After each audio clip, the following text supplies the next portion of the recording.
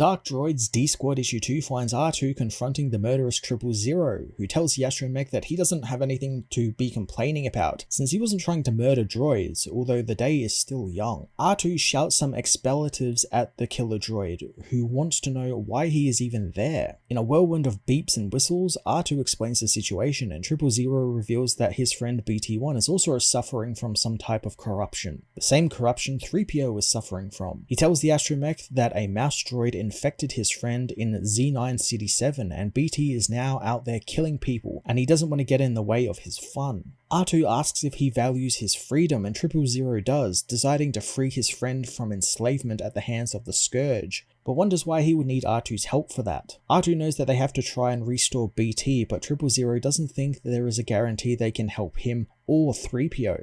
R2 doesn't care and wants to at least try, so 000 accompanies him further into town, telling the astromech to follow the screams. The infected BT-1 meanwhile blasts his way through a crowd of people to try and get to a cyborg target of his. 000 finds it quite delightful, and it would be a shame to end the mayhem right now, but R2 demands they stop it, but Trip reminds him no one likes judgmental astromechs. He asks how they are going to cure him, and R2 suggests they electrocute him, piquing 000's interest since he would like to test that theory on something organic first. R2 refuses to torture or kill anyone, so the protocol droid asks R2 where they propose to find enough power that will reset the droid's systems. The duo head to Winker's engine works, finding a hangar full of unused pod racers. 000 finds one without an anti-theft lock, but it's in a real state of disrepair. R2 knows he can do his best to fix it up, and 000 just wants to spend some time focusing on drawing BT out. R2 agrees to do that, which is what 000 would hope he would say, telling the astromech that the odds that BT kills R2 are high. However, he might have inflated those numbers as he loves seeing droid and droid violence. R2 goes out to find BT, zapping the droid and getting his undivided attention. BT unleashes his rockets and blasters onto R2, who zooms through the streets,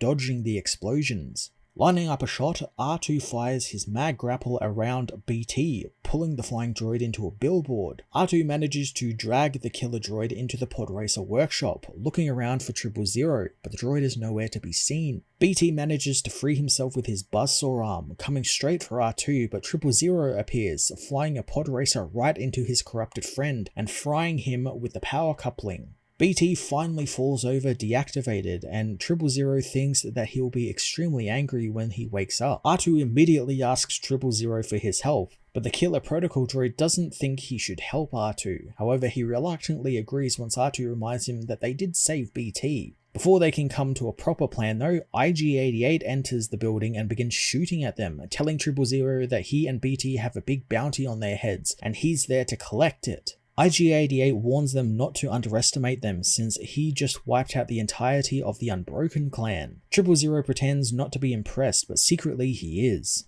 He tries to wake BT up, but the droid is still offline, so Trip is forced to turn to R2 for help, agreeing to help him with 3PO if he helps him with IG-88. Left with no other options, R2 sprays IG with his extinguisher, confusing both IG and 000, but R2 uses the confusion to cut the servos in IG's leg, further confusing the assassin droid, who asks what he even hopes to accomplish. 000 smashes IG in the back of the head with a hydro spanner, and IG whips around and shoots 000.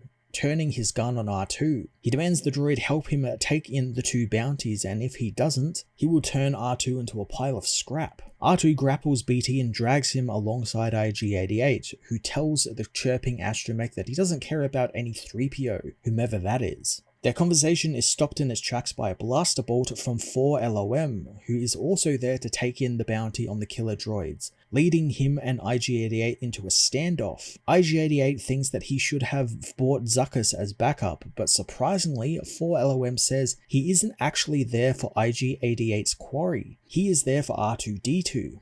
Before R2 can learn why, the Scourge-infected cyborg that BT was hunting earlier appears, saying that he is also there for R2-D2 as well.